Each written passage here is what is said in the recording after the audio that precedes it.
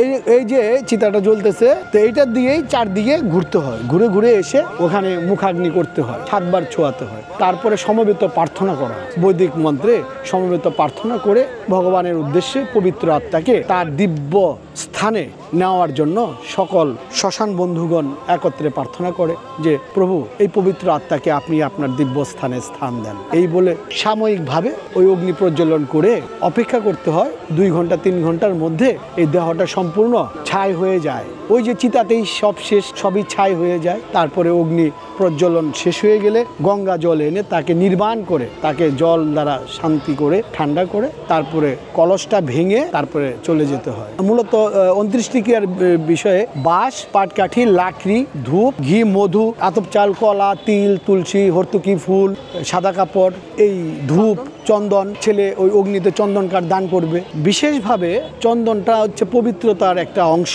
এটা একটা যজ্ঞ। এই যজ্ঞে চন্দন, ঘি, ধূপ অবশ্যই আহুতি দিতে হবে। ভগবান বিষ্ণুর উদ্দেশ্যে এই যজ্ঞে চন্দন, ঘি, ধূপ আহুতি দিতে হবে। এই জন্য চন্দন কাঠ দেওয়া হয় রীতিতে। পুরোহিত কাজ তো আমার সারা জীবনের। আমি তো এখান থেকে অবসর নিলে অন্য জায়গায় যেও আমি পূজা পার্বণ, বিয়ে শাদী, 29টি ক্রিয়া, শ্রাদ্ধ, পুরোহিতের কাজ তো সারা জীবনের। যতক্ষণ পর্যন্ত প্রভু আমাকে লাইভ রাখে, জীবিত রাখে, ততক্ষণ পর্যন্ত আমার পুরোহিতের কাজ। 29টি ক্রিয়ার স্নান করানো, পিণ্ডদান, মুখাগ্নি, সপ্তাহের মুখাগ্নি করা, এটাই আমার মেইন দাপ্তরিক কাজ। একটা সনাতনী মৃত্যুর পরে যখন তাকে শ্মশান ঘাটে নিয়ে আসে, তখন তাকে তার বড় ছেলে বা কনিষ্ঠ ছেলে বা তার যে পুত্র পরিজন থাকে বা কন্যা থাকে, আত্মীয় স্বজনের মধ্যে যিনি নির্ধারিত থাকেন তার 29টি ক্রিয়া করানোর জন্য, তিনি গঙ্গা থেকে গঙ্গা জল এনে তারপর তাকে স্নান করানো হয়, মন্ত্রপুত করে তাকে পরিশুদ্ধ করা হয়। একটা মানুষ মারা যাওয়ার সময় স্বাভাবিকভাবেই তার বর্জ্য পদার্থ নির্গত হয়, তখন তাকে ওয়াশ করার জন্য সেখানে স্বাভাবিক যে কোনো সাবান দিয়েই করানো হতে পারে। তারপরে তাকে আবার পুনরায় গঙ্গা জল দিয়ে শুদ্ধিকরণ করা হয়। তিল, তুলসী ফুল, চন্দন, গঙ্গা জল দিয়ে তাকে স্নান করানোর পরে মৃত্যুর পরে কুশের উপরেই পিণ্ডদান করা হয়। স্নান করানোর পরে তাকে আবার পুরুষ হলে ধুতি বা সাদা কাপড়, আর মহিলা হলে শাড়ি, বিধবা হলে সাদা শাড়ি পরিয়ে, সাদা কাপড়টা হচ্ছে পবিত্রতার প্রতীক, সাদা রংটাই পবিত্রতার প্রতীক। স্বাভাবিকভাবেই তখন ওই সাদা রঙের প্রতি মানুষের উত্তেজনা থাকে না, সবাই শান্ত থাকে।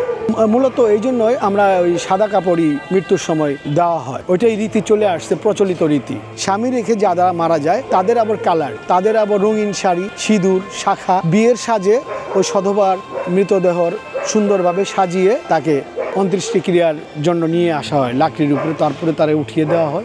তখন তাদের পিণ্ডদান করা হয়। পিণ্ডদানের সাধারণত লাগে হলো আপনার কলা, তিল, হর্তুকি, আতপ চাল, ঘি, মধু, চিনি, দুধ, এইগুলো লাগে, ওই পরিমাণ মতো লাগে। ওই কুশের উপরে পিণ্ডদান মন্ত্র বলে পিণ্ডদান করতে হয়। সাদা কাপড় পরে তারপর সবাই ওই মৃতদেহকে ধরে হরিধ্বনি বলে 29টি ক্রিয়ার বেদির উপরে উঠিয়ে দেওয়া হয়। আমরা সাধারণত তাকে চিতা বলি, ওই চিতা নামে আপনারা সবাই পরিচিত, কিন্তু ওটা আসলে একটা যজ্ঞ স্থান।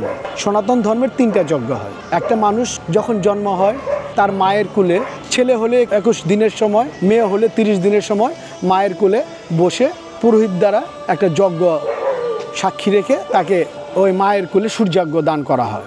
বিয়ের সময় স্বামী স্ত্রী যখন বিয়ে হয় তখন একটা যজ্ঞ হয় বিয়ের সময়। আর মৃত যখন হয়ে যায় সনাতনী, তখন তারা একটা যজ্ঞের উপরে যায়। মূলত এই যজ্ঞটা হচ্ছে 29টি ক্রিয়া যজ্ঞ। সাদা কাপড়টা পরিয়ে দেওয়া হবে, মালা চন্দন দিয়ে তিলক করে তারপর তাকে যজ্ঞের বেদিতে উঠানো হবে। যিনি মারা গেলেন ওনার নির্ধারিত ব্যক্তি কর্তৃক, কন্যা কর্তৃক বা মহিলা কর্তৃক পিণ্ডদান। পিণ্ডদান মানে যিনি যাচ্ছেন বিদায় হয়ে তার উদ্দেশ্যে একটা খাবার দেওয়া, তার মৃত আত্মার উদ্দেশ্যে একটা খাবার দেওয়া। ভগবানকে সাক্ষী রেখে, তুলসীকে সাক্ষী রেখে ভগবানের উদ্দেশ্যে, ভগবানের নামে শ্রী বিষ্ণুর পাদপদ্মে সেই পিণ্ডদানটা দেওয়া হয়। তখন আমার এই নির্দেশনা এবং মন্ত্রপাঠ উচ্চারণ করা, বিশেষ বিশেষ মন্ত্রপাঠ আছে, বৈদিক মন্ত্র, সেই 5000 বছরের পুরনো আমাদের বৈদিক মন্ত্র ওখানে উচ্চারণ করতে হয়। তারপরে পিণ্ডদান সমাপ্ত করার পরে পুত্র কর্তৃক যিনি মারা গেলেন, পিতা বা মাতাকে মুখাগ্নি, আগুন জ্বালানো, ওখানে মন্ত্র পাঠ করে